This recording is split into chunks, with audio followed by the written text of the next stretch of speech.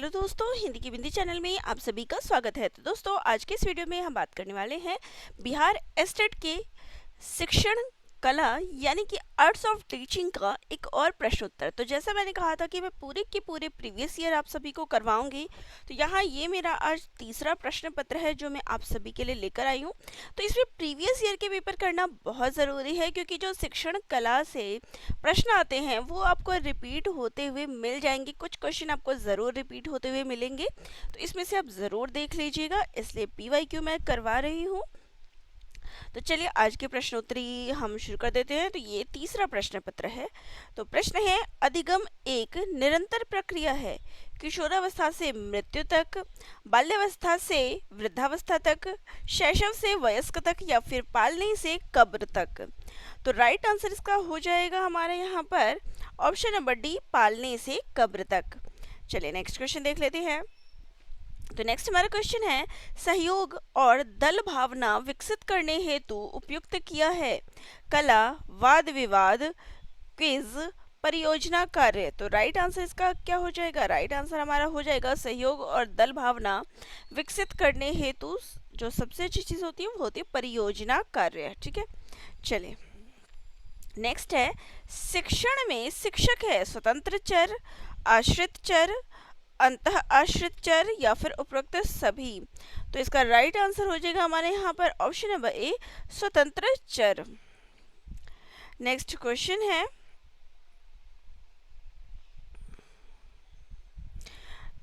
शिक्षार्थी केंद्रित पाठ अग्रसर करता है संपूर्ण विकास, अनधिक क्रिया, रुचि क्षय होना। तो शिक्षार्थी केंद्रित जो पाठ होता है ये विद्यार्थी का क्या है?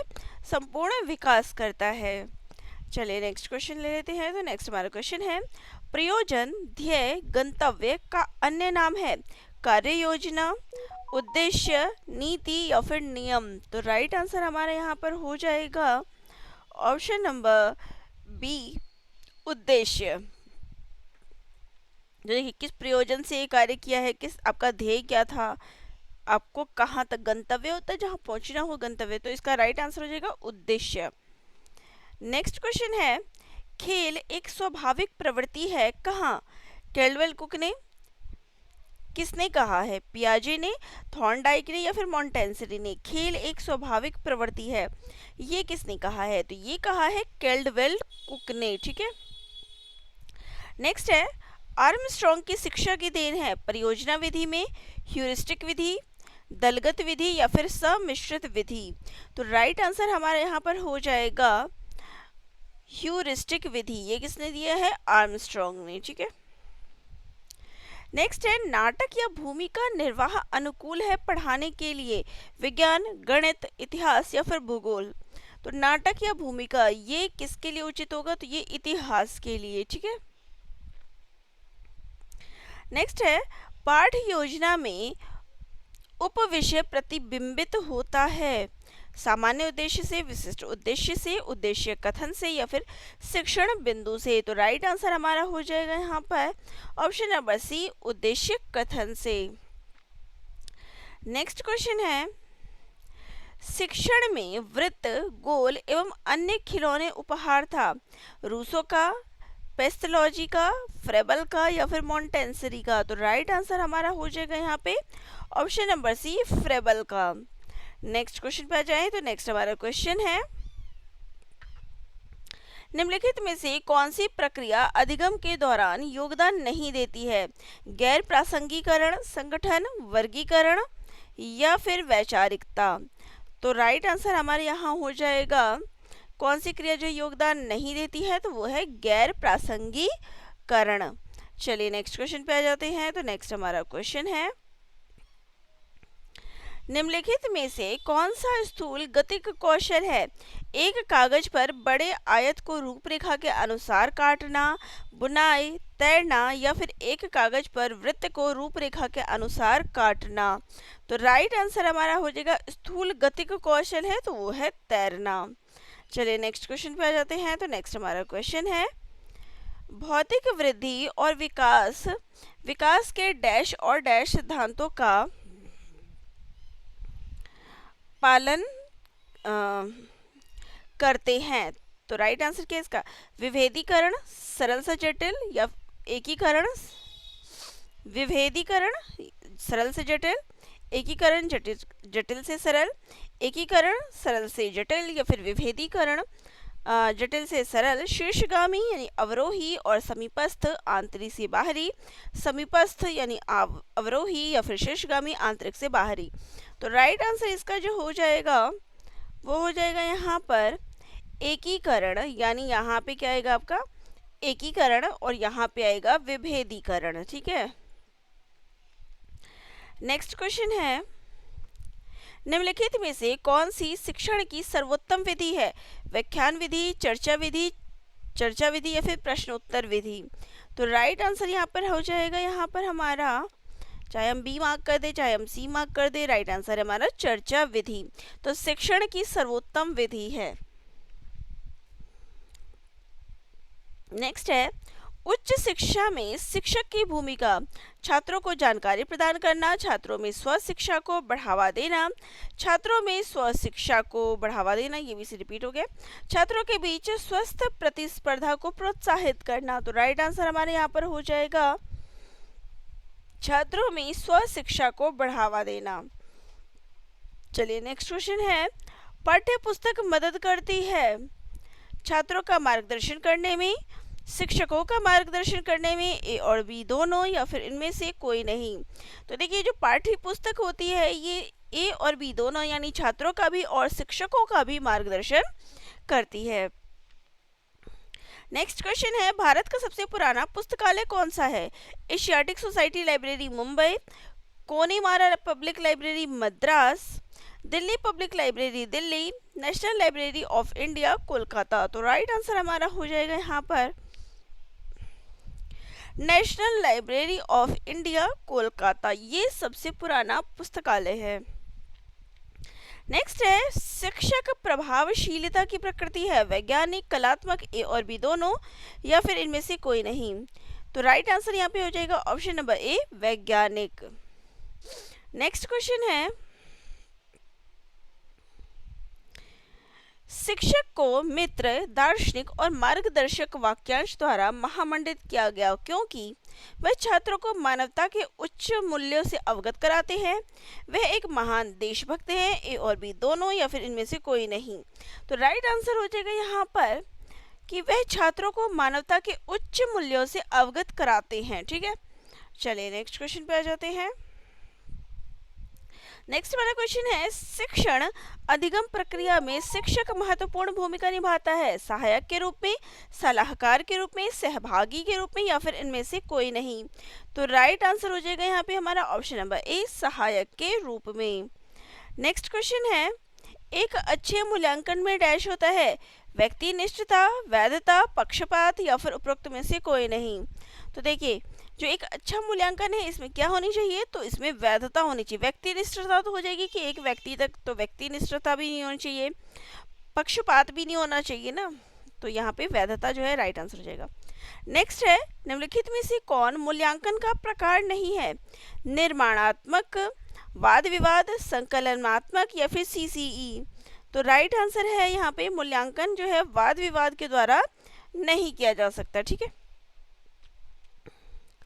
नेक्स्ट है, मूल्यांकन संबंधित है विषय, अधिगम प्रक्रिया, या फिर उद्देश्य, या फिर उपरोक्त सभी से? तो मूल्यांकन जो है उपरोक्त सभी से संबंधित है, विषय से भी, अधिगम प्रक्रिया से भी और उद्देश्य से भी। ठीक है, नेक्स्ट है, निम्नलिखित में से कौन सा कथन पाठ्य चर्चा से संबंधित नहीं है? यह छात्रों के अधिगम अनुभव से संबंधित है, यह अध्ययन के कार्यक्रम से संबंधित है, यह शिक्षकों के वृत्तिक विकास से संबंधित है, यह पाठ्यक्रम रूपरेखा की संरचना है?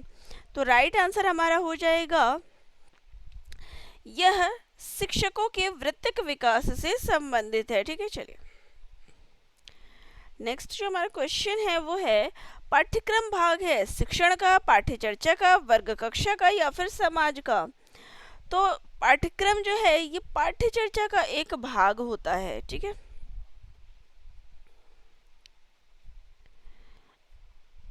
नेक्स्ट क्वेश्चन है, मास्लो ने मानव आवश्यकताओं को कितने भागों में बांटा है? 3 वर्गों में, 5 वर्गों में, 4 वर्गों में या फिर 6 वर्गों में?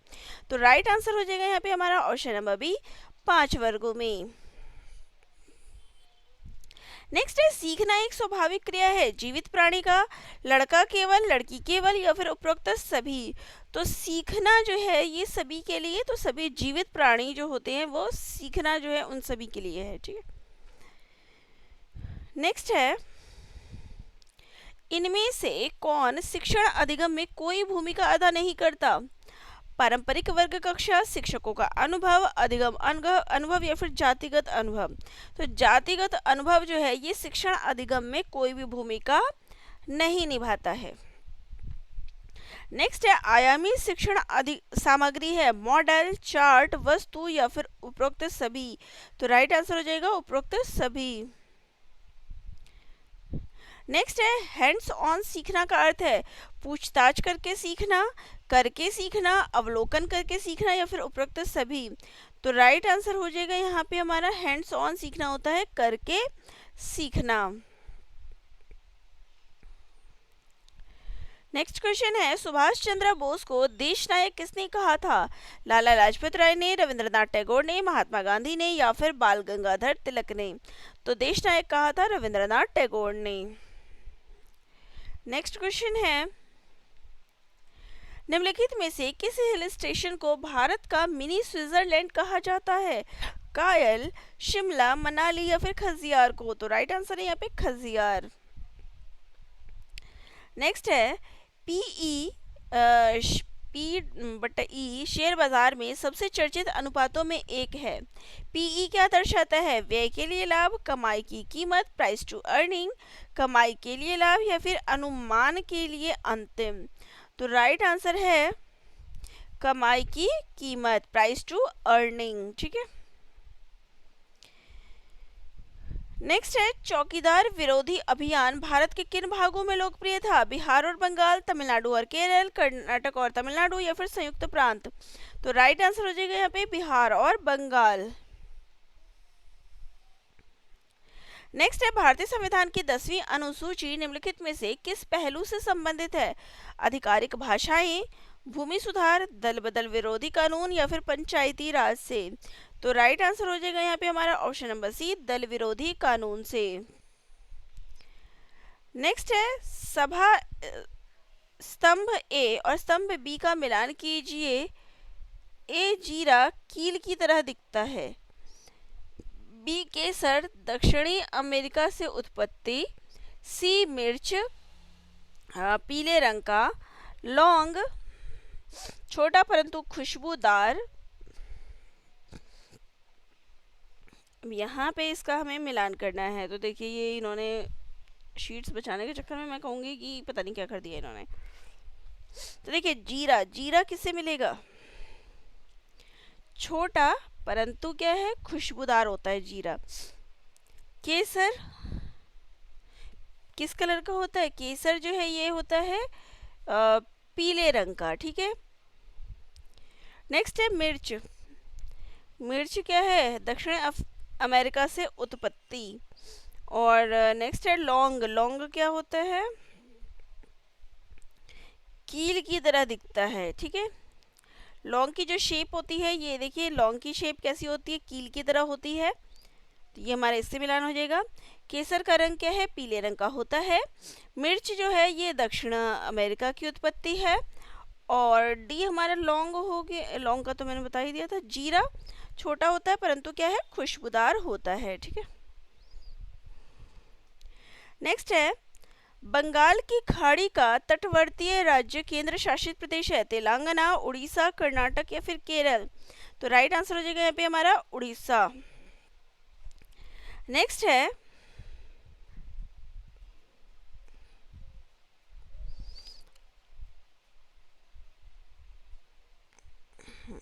चलिए पूरा क्वेश्चन आ गया। जंगलों के बारे में निम्नलिखित कथनों पर विचार कीजिए। कुडुक भाषा में तोरांग का मतलब जंगल है। झारखंड में ग्राम परिषद लॉटरी के माध्यम से यह तय करती है कि किस परिवार को कृषि के लिए कितनी भूमि मिलेगी। जंगल अधिकार कानून 2007 उन लोगों को अधिकार दिलाता है जो कम से कम 15 वर्षों से जंगल में रह रहे हैं। मिजोरम से लगभग 3/4 लोग जंगल से जुड़े हुए हैं। तो इसमें से कौन सा कथन जो है वो सही है? तो राइट आंसर हो जाएगा यहाँ पे हमारा कि कुडुक भाषा में तोरांग का मतलब क्या होता है? जंगल होता है। ये कथन सही है। और मिजोरम में लगभग 3/4 लोग जंगल से जुड़े हैं, ये दो कथन सही है, ये दो कथन नहीं है। तो यहाँ पे ए ऑप्शन हमारा राइट हो जाएगा। चलिए नेक्स्ट है 24 ग्राम पर ml घनत्व और 6 ml आयतन वाली वस्तु का द्रव्यमान क्या होगा? तो इसका जो राइट आंसर हो जाएगा वो हो जाएगा 144 ग्राम। ठीक है, नेक्स्ट है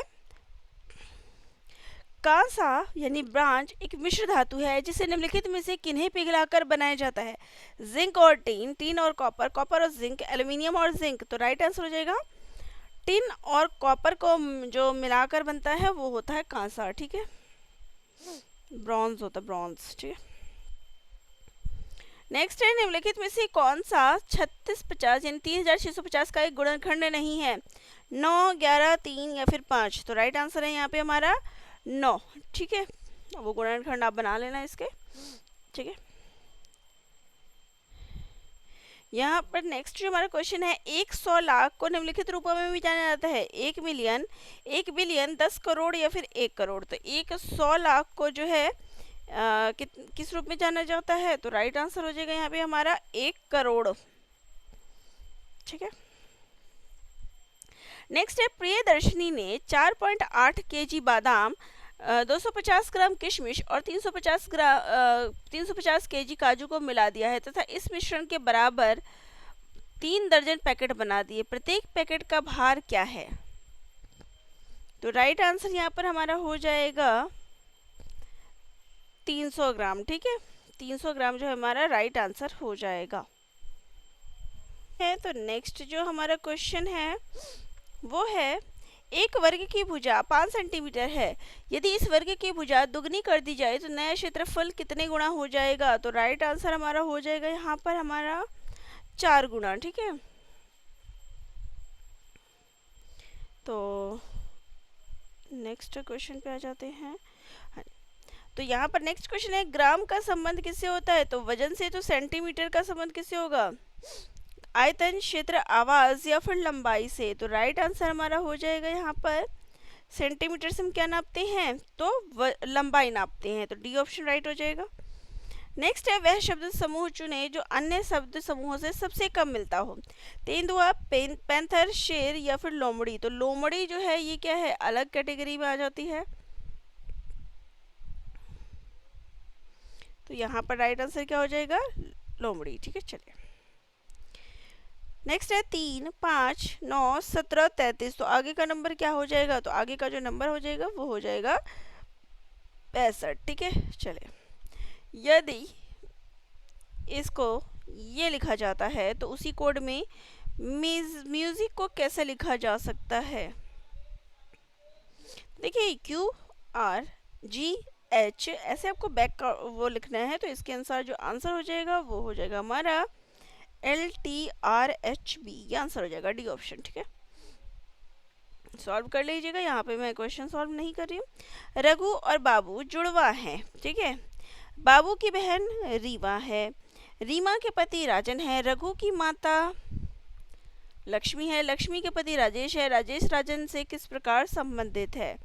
तो यहाँ पर जो इसका राइट आंसर हो जाएगा वो हो जाएगा ससुर। ठीक है, सी ऑप्शन जो है वो राइट हो जाएगा। तो यहाँ भी आप देख सकते हैं कि रघु और बाबू जो है क्या है? जुड़वा है। और रीमा जो है ये बाबू की बहन है, तो ये रघु की भी बहन हो गई। ठीक है, रघु की माता लक्ष्मी है, तो लक्ष्मी जो है माता हो गई। लक्ष्मी के पति कौन है? तो राजेश है। और रीमा के पति कौन है? तो वो राजन है।